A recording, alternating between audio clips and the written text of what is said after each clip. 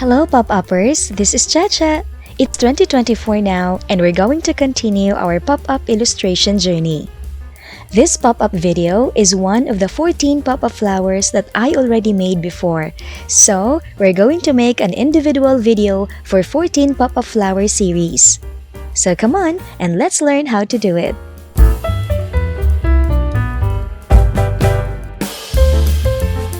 This is the spread, and here are the pop-up elements. To combine the two flowers, let's cut half each.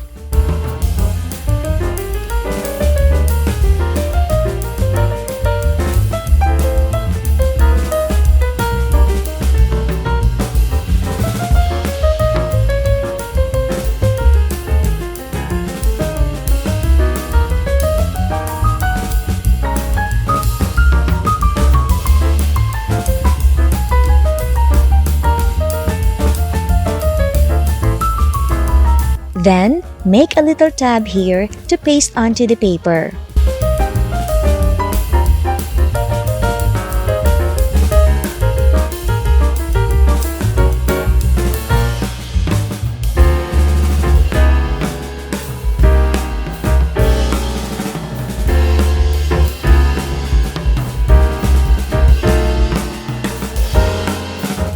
After pasting one side, put glue on the other side and fold the spread so that it would create a balance in order to pop up correctly.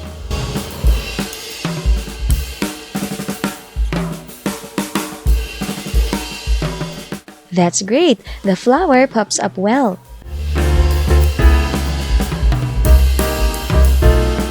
Now, let's beautify the illustration by adding these cute little flowers.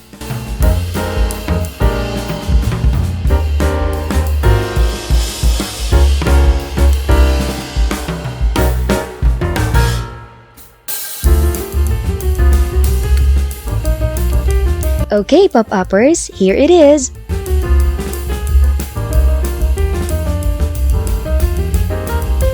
Thank you very much, Pop-Uppers! See you next time! Happy New Year! Bye!